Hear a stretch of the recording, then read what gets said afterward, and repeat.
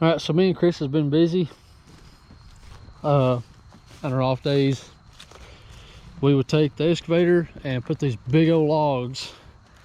As you can see behind him, this is where people's been dumping big old loads of everything, of anything from, you know, limbs and logs and stuff like that.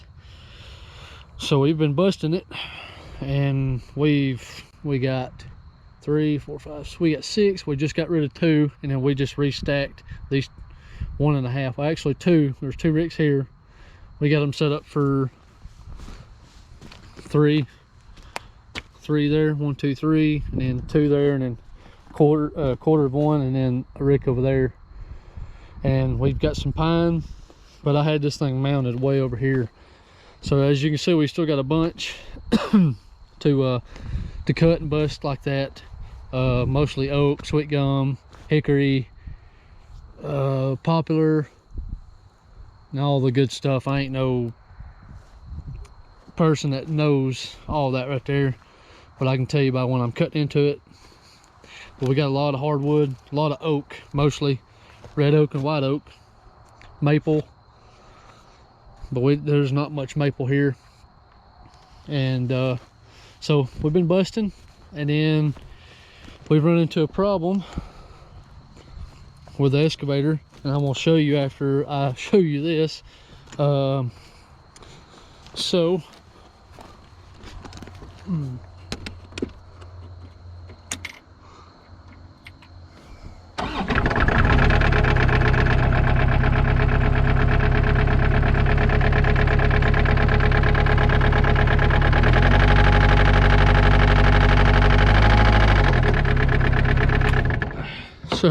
pretty sure it's a connecting rod or something like that. So most of you know, some do, some don't, is I used to be a diesel mechanic. So I'm a mechanic for 7.5 years on semis and school buses and stuff like that. So I can tell you by that sound right there, it's not good at all. So we're eventually going to tear this down, but as of right now, we're going to look for another excavator. So as for the, I guess, good news, on the 450, I've got some new stuff. I've had a couple people tell me about different like perspectives for mulching. So I purchased this, which these 2017s aren't metal, so I've got to put it over here, and I've got a new tripod. So this right here, it's pretty. I read the reviews, and I got this off Amazon. I'm not really sure the name of it, but it's magnet. It screws on to the bottom. And then I also got this one, is a 50-inch, as you can see. You know, it then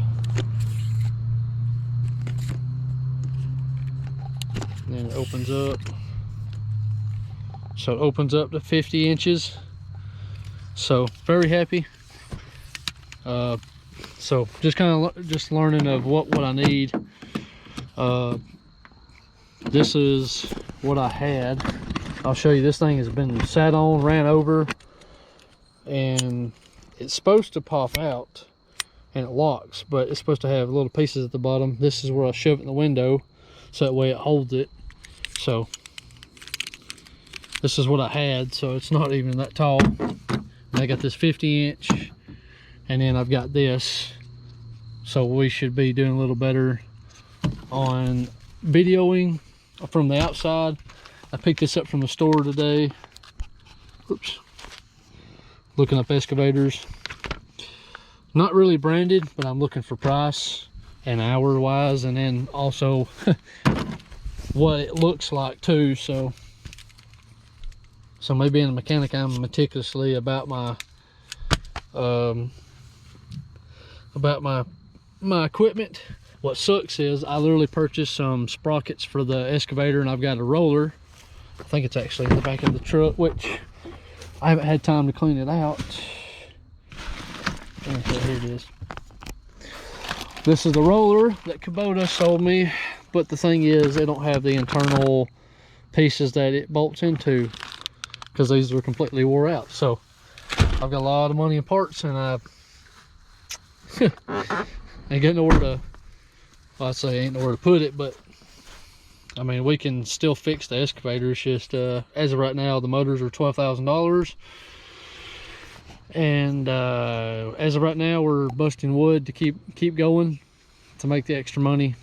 So ever since things just, I'd say, slow down a little bit, but we've got a few more jobs. But the excavator being down is a big deal, but ain't no big deal as of right now, because I don't have any jobs for the excavator until later on. So needs a lot of repairs. But so what he was doing, he literally pulled off the trailer and then picked up one of the big logs, and it started knocking. So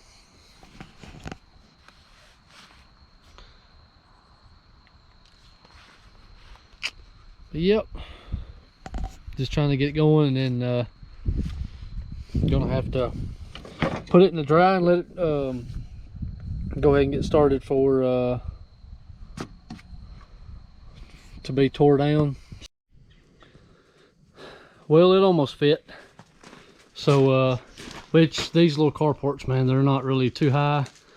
So the video yesterday of me showing you the excavator being down, well, knocking, I've got several projects. I mean, I've got this one. This is the new, what I was going to do with this one would be like an on-site fuel buggy, I guess. Fuel buggy, transportation, like a mobile truck, so that way if I break down, then I'll have tools and stuff like that. And then I've got this for my F250, which is right over there, that's the motor that come out of it. So I literally cleaned everything out of here and moved everything, got all the, you know, screws and all the stuff that, you know, everybody's like, oh, I'll get it later. So this is a later on build. I just ordered a hydraulic tank for it.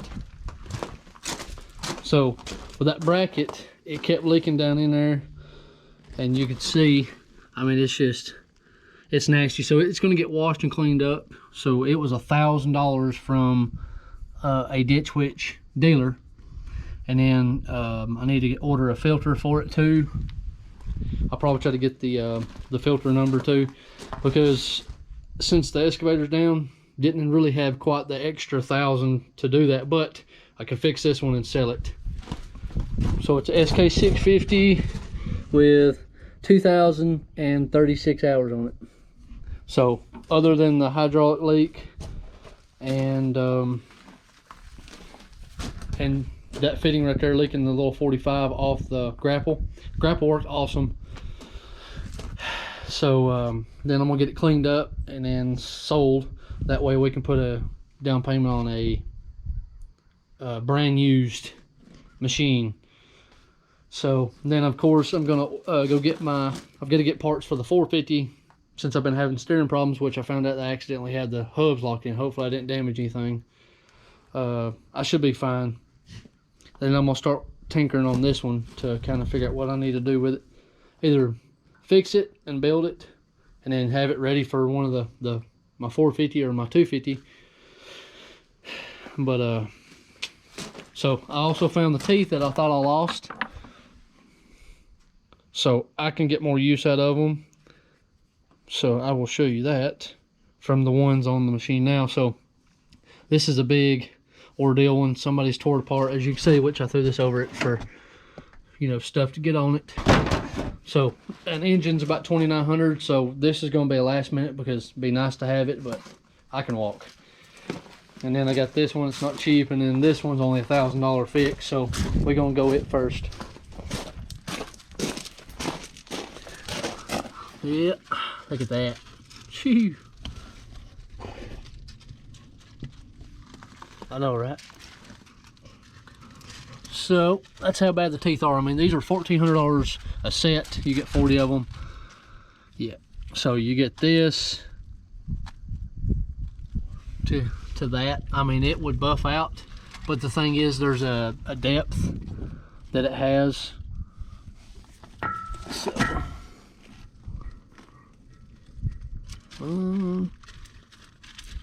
Not much difference, but it's going to take a lot of work. I mean, it's going to take a lot of sanding pads to get it fixed. So, not good, not good. I mean, they're gone. So, I've already got another set coming. I didn't want to, but I'm gonna actually put these in a vise and use the CMOS grinder. And I purchased a 17 3/4 drive socket for the mulching head. Of course, it's not going to show up until like between the 11th and 16th. Ordered off Amazon. It's a Sunex brand. So I was hoping to be able to use it, and I guess I'm gonna have to do it the old-fashioned way. So hopefully they'll be here by tomorrow. So, but we're gonna try to keep going. I'm gonna actually get these fixed, and then of course I've got more room now, so you know. So I was thinking about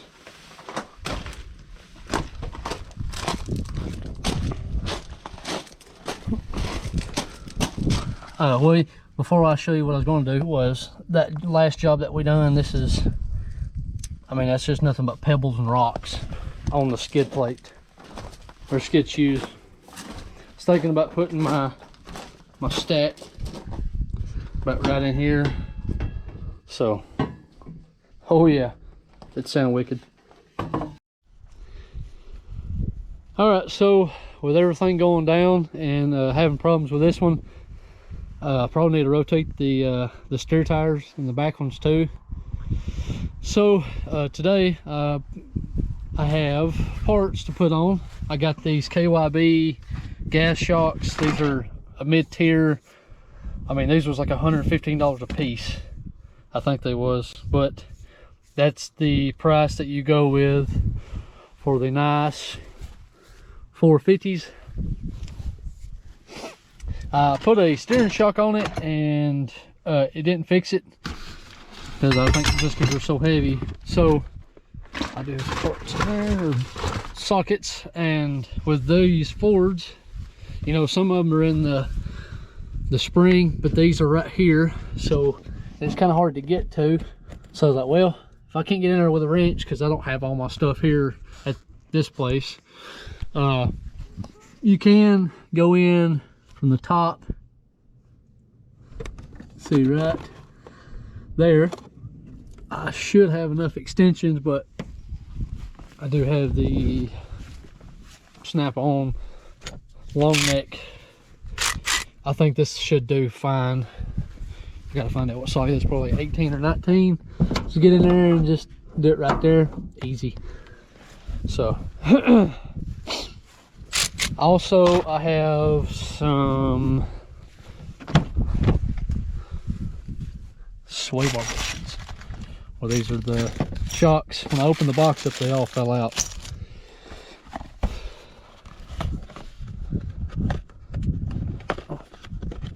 Well, these are Moog sway bar front ones. So these are all right. So here's some malarkey.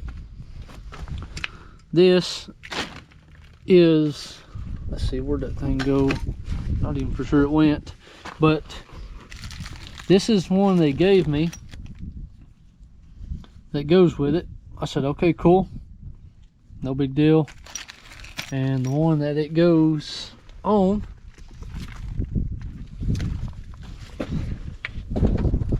is missing, so I'm not really for sure where it went.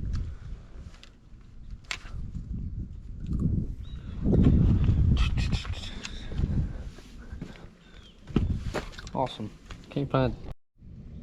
I had it in my back pocket. So this is the one that goes with the KYBs. So sit nice and easy. So I said, well, you know, it may be a different size, but I can probably go to the parts store and get some. But the thing is, I mean, I'll have to figure out what I can do. but this is what came with it. And it turns one turn and it won't go anymore. It's not even the same thread. See how fine thread, and then the coarse, or however you want to call it. So I guess I'll just have to take and see if I can't find one that'll fit on there. So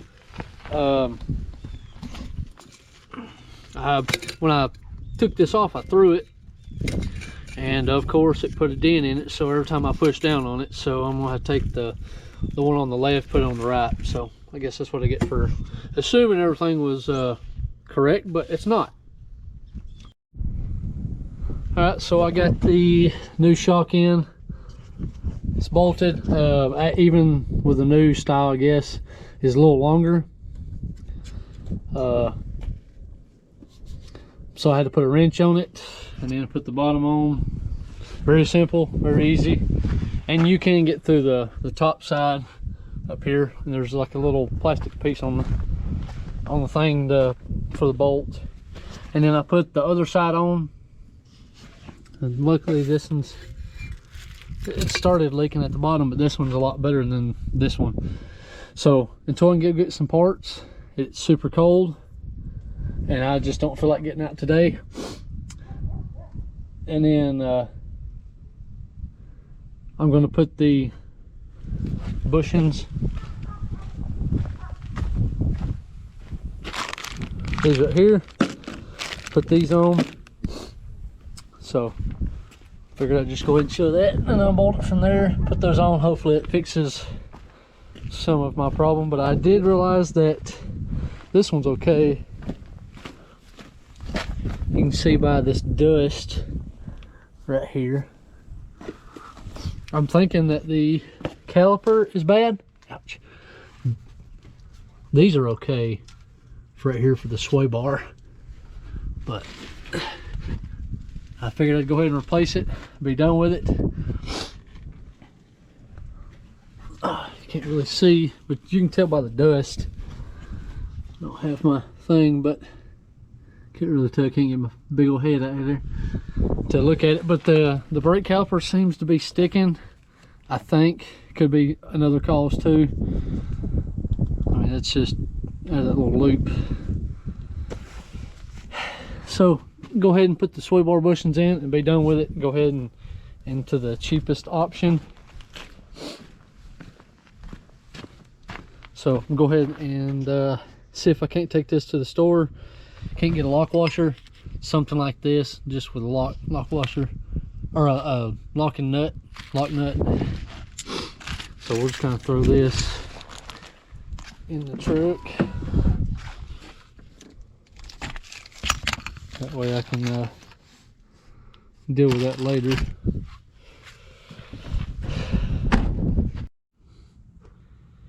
And again, I get so tired of freaking parts people sometimes. It's annoying at times. So this is what we got. Big old freaking house. May just have to go to Ford and get some. I got these, and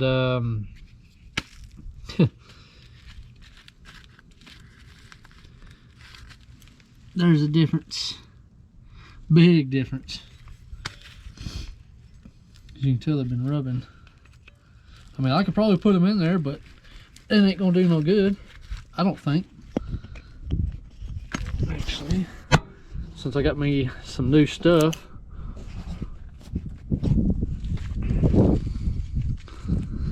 to record with, so you don't want to fall down in there.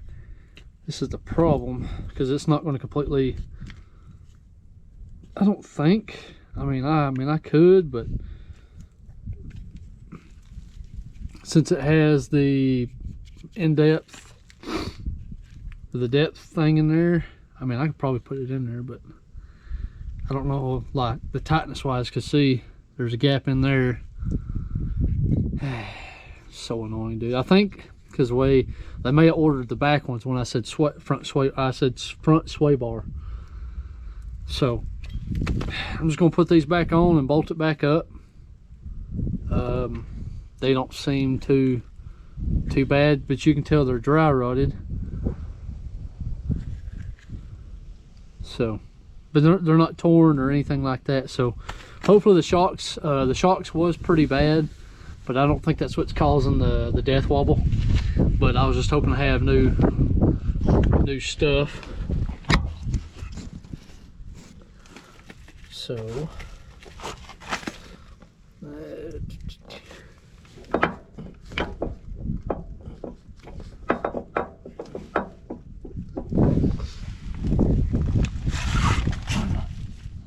put it back in there, put the little pieces back on there. They stay on there pretty good. Just have to line it back up.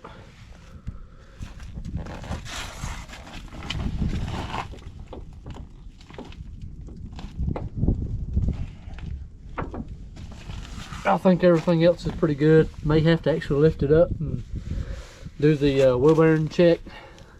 I'm not sure if the hubs are bad. I don't think they're locking going down the road, but I could be wrong. I have been wrong before, but I'm just fairly confident.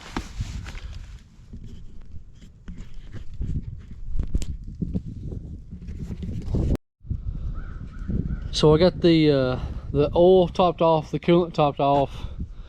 Got the bushings back on, put the originals back on, the shock, the one shock, and then I'll have to go get one tomorrow.